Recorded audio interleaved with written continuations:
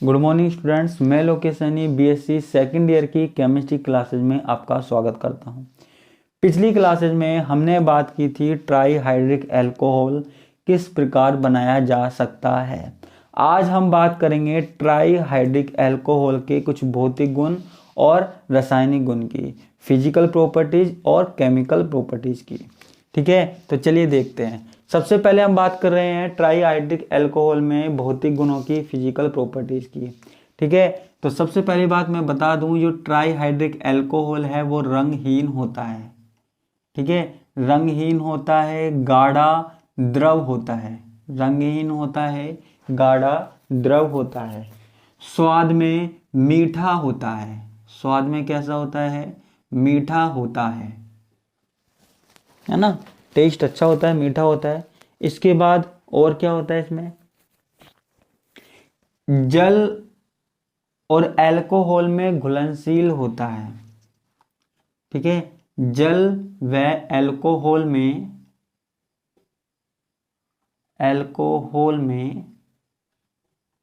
घुलनशील होता है। घुलनशील होता है। ठीक है, जल और अल्कोहल में क्या होता है? घुलनशील होता है। ठीक है, जबकि ईथर में अविलय होता है। ईथर में अविलय होता है।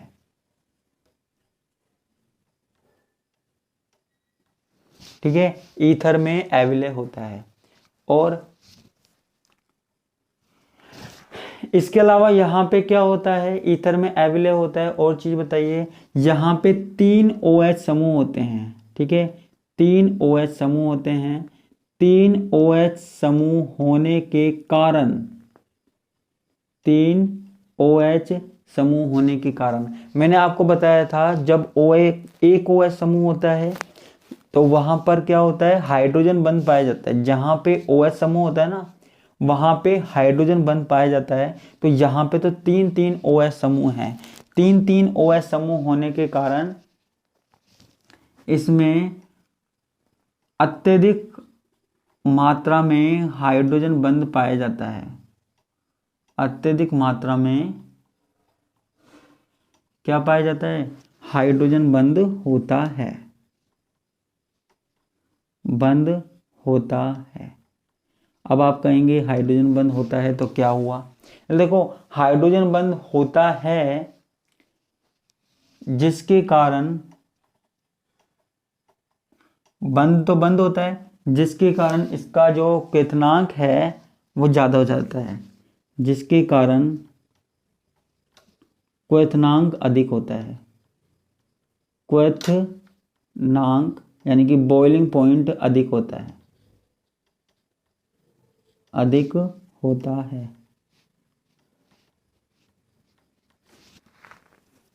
क्वथनांक अधिक होता है। क्लियर है? तो ये चीजें होती है भौतिक गुणों में। किसमें होती है?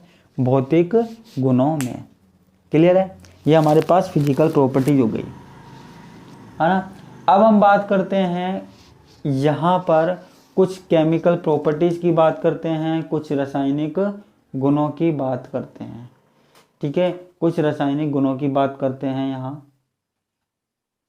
तो आप जैसा कि स्क्रीनशॉट ले सकते हैं इसका। ठीक है, फिर हम बात करते हैं किसकी? रासायनिक गुणों की।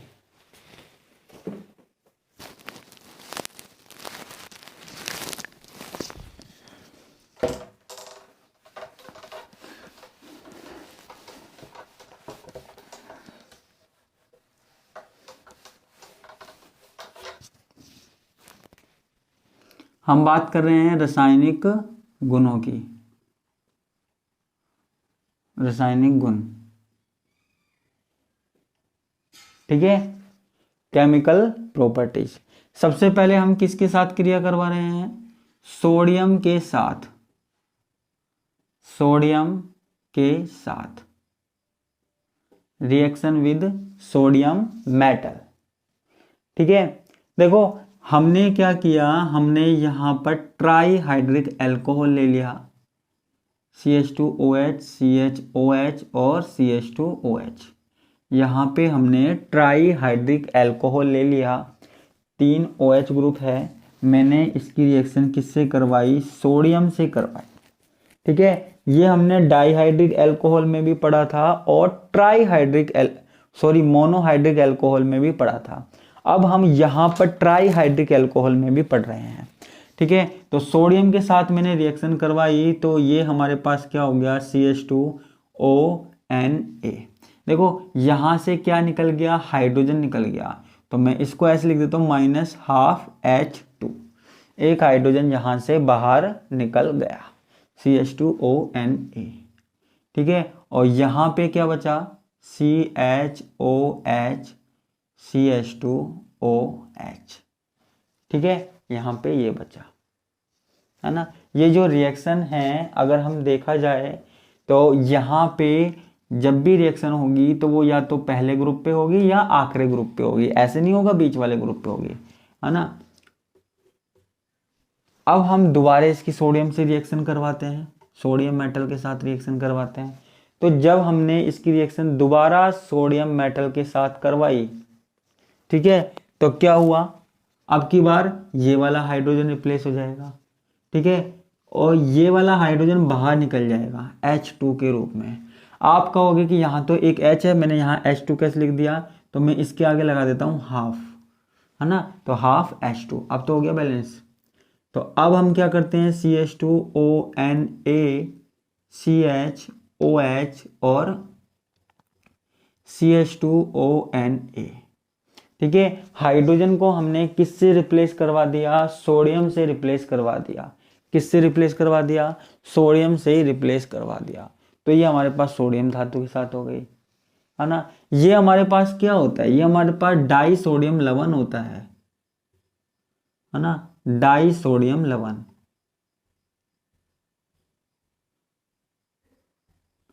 है ना। या हमको ग्लिसरॉल, देखो इसका नाम क्या है, ग्लिसरॉल है, तो इसको हम ग्लिसरॉल डाइसोडियम लवण भी बोल सकते हैं।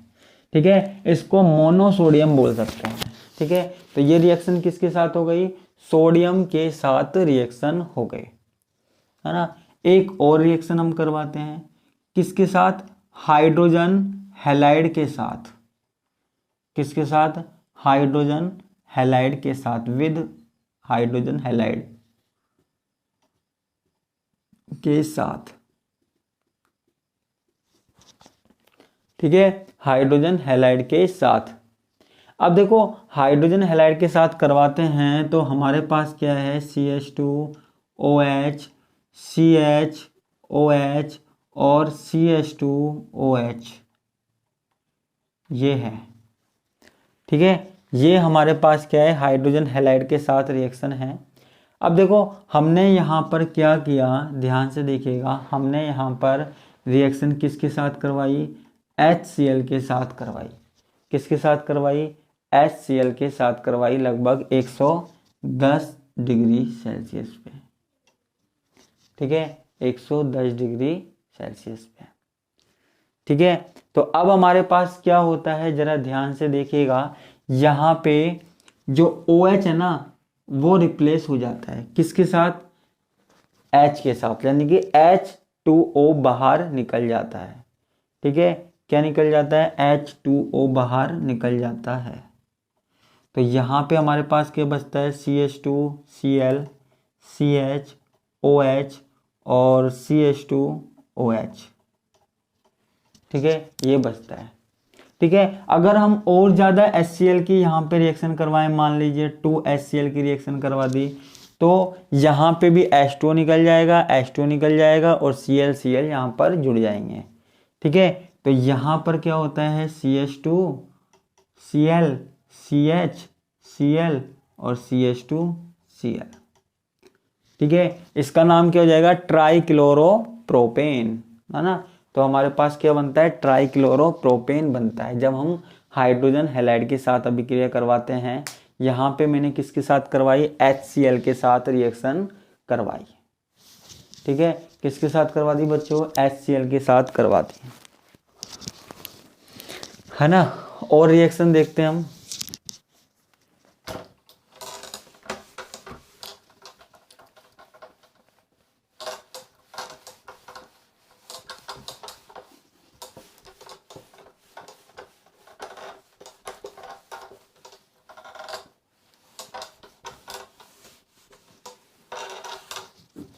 है ना। और रिएक्शन देखते हैं। अब हम रिएक्शन किसके साथ करवाते हैं, PCl5 के साथ करवाते हैं। किसके साथ करवाते हैं, PCl5 के साथ करवाते हैं। तो वापस से हमको वही लेना है, CH2OH, CHOH और CH2OH। वापस से हम सेम चीज़ लेते हैं, ठीक है। हमने रिएक्शन करवाई किसके साथ, PCl5 के साथ, ठीक है। PCl5 के साथ हमने यहाँ पे रिएक्शन करवाई। अब जरा यहाँ पे ध्यान दीजिए, जब हम PCl5 के साथ रिएक्शन करवाते हैं ट्राईहाइड्रिक अल्कोहल की, तो होता क्या है, देखिए CH2Cl, एक क्लोरीन, जरा चेक कीजिएगा, एक क्लोरीन कहाँ जुड़ जाता है, CH2 के साथ जुड़ जाता है, CHOH, CH2OH, ठीक है। अब आप ये बोलोगे कि सर आपने एक क्लोरीन जोड़ा है, एक OH हटा दिया, कोई बात नहीं, लेकिन बाकी के 4 क्लोरीन का क्या हुआ, ठीक है। तो भैया बता रहे हैं, देखो बाकी के 4 क्लोरीन में से एक क्लोरीन इस हाइड्रोजन के साथ बाहर आ जाता है HCl के रूप में, ठीक है। अब आप कहोगे सर बाकी के 3 क्लोरीन क्या होते हैं, एक तो ये हमारे पास क्या है, फास्फोरस, ठीक है। एक हमारे पास क्या है, ये बचा ऑक्सीजन, और बाकी के 3 क्लोरीन POCl3 के रूप में बाहर आ जाते हैं, ठीक है। तो हो गया ना फिक्स, 1, 2 और 3, यानी कि 5 क्लोरीन फिक्स हो गए, एक फास्फोरस फिक्स हो गया और एक ऑक्सीजन फिक्स हो गया, ठीक है। अगर आप कहोगे कि सर अगर हमें तीनों पे क्लोरीन जोड़ना है, जोड़ लीजिए भैया, कोई दिक्कत नहीं है, जोड़ लीजिए। यहां मैंने एक PCl5 लिया है, आप 3 PCl5 ले सकते हो, ठीक है। आप यहाँ पे 3 PCl5 ले सकते हो, तो तब आपको क्या मिलेगा, तब यहाँ पे आपको 3 HCl मिलेंगे, 3 POCl3 मिलेंगे, और यहाँ OH हटा कर क्या मिलेगा, Cl, ठीक है। यहाँ Cl मिलेगा, क्लियर है। तो ये हमारे पास किसके साथ रिएक्शन हो गई, PCl5 के साथ। तो हमारे पास यहाँ पे भी क्या बनेगा, ट्राईक्लोरो एल्केन बनेंगे, ट्राईक्लोरोप्रोपेन बनेगा यहाँ पर, क्लियर है। ये रिएक्शन हो गई, है ना। और रिएक्शन देखते हैं।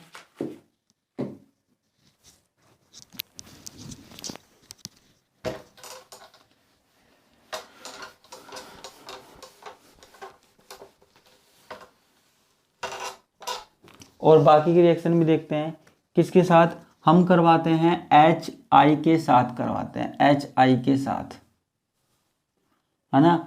और फास्फोरस प्लस I2 के साथ करवाएं तो भी रिएक्शन होगी, ठीक है। अब देखो हमने क्या किया, हमने ट्राईहाइड्रिक अल्कोहल ले लिया, वापस से ट्राईहाइड्रिक अल्कोहल, CH2OH, CHOH और CH2OH, क्लियर है, हमने ये ले लिया। अब मैंने इसकी रिएक्शन किससे करवाई, HI से करवाई, किससे करवाई, हाइड्रोजन आयोडाइड से करवाई, ठीक है। 3 बार हाइड्रोजन आयोडाइड ले लो, ठीक है, 3 बार हाइड्रोजन आयोडाइड ले लो, तो ये हमारे पास क्या बन जाएगा, CH2I, CHI और CH2I, अगर हम 3 बार आयोडीन ले लेते हैं तो, ठीक है। लेकिन ये जो अवस्था है ना, वो हमारे पास होती है अस्थायी होती है, अनस्टेबल होती है, ठीक है। अस्थायी होती है, अनस्टेबल होती है, ठीक है। अनस्टेबल होती है तो क्या होता है, इनमें से 3 आयोडीन में से 2 आयोडीन I2 के रूप में बाहर निकल जाते हैं, ठीक है, I2 के रूप में बाहर निकल जाते हैं। तो हमारे पास क्या बचता है, CH2 डबल बॉन्ड CH, ठीक है, CH2 डबल बॉन्ड CH और CH2I, ठीक है। ये हमारे पास एलिल बनता है, इसको हम बोलते हैं एलिल आयोडाइड, क्या बोलते हैं, एलिल आयोडाइड, क्या बोल रहे हैं बच्चों, एलिल आयोडाइड हम बोल रहे हैं। अगर हम HI के साथ रिएक्शन करवाएं तो कुछ इस तरीके से हमारे पास रिएक्शन होगी, ठीक है। ये हमारे पास रिएक्शन हुई। और ठीक है, एक रिएक्शन और देख लेते हैं हम जरा, यहाँ पे क्या दिक्कत है एक रिएक्शन और देखने में। ठीक है, तो ये HI के साथ रिएक्शन हो गया।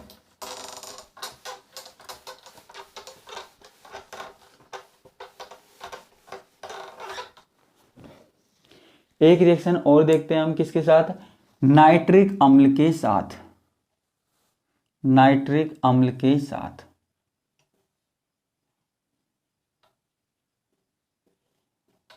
ठीक है, नाइट्रिक अम्ल के साथ अभिक्रिया देख रहे हैं हम।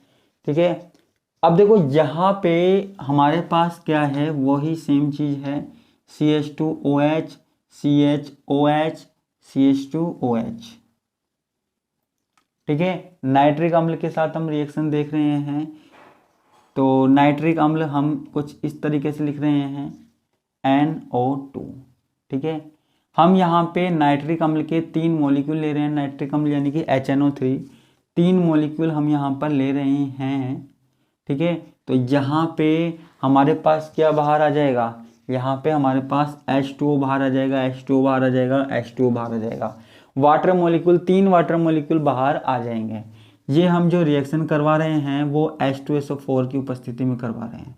3 H2O बाहर आ जाएंगे और यहाँ पे क्या जुड़ जाएगा, CH2ONO2, CHONO2 और CHONO2। ठीक है, ये हमारे पास जुड़ जाएगा, है ना, 2, है ना। इसको हम क्या बोलते हैं, इसको हम बोलते हैं ग्लिसरॉल ट्राइनाइट्रेट, है ना। क्या बोल रहे हैं, ग्लिसरॉल ट्राइनाइट्रेट हम इसको बोल रहे हैं। ठीक है, तो ये हमारे पास कुछ रिएक्शंस हो गई, मैंने आपको कम से कम 5-6 रिएक्शंस पढ़ा दी है। ठीक है, और भी कुछ रिएक्शंस रह रही है हमारे पास, तो उनकी बात हम करेंगे नेक्स्ट क्लास में, और उसके बाद ये टॉपिक खत्म हो जाएगा और उसके बाद एक नया टॉपिक स्टार्ट करेंगे हम, है ना। एक नई यूनिट स्टार्ट करेंगे, इसी यूनिट में स्टार्ट करेंगे लेकिन नया भाग स्टार्ट करेंगे। ठीक है, तो आज के लिए बस इतना ही, बाकी का हम देखेंगे नेक्स्ट क्लास में। धन्यवाद, नमस्कार, बाय बाय।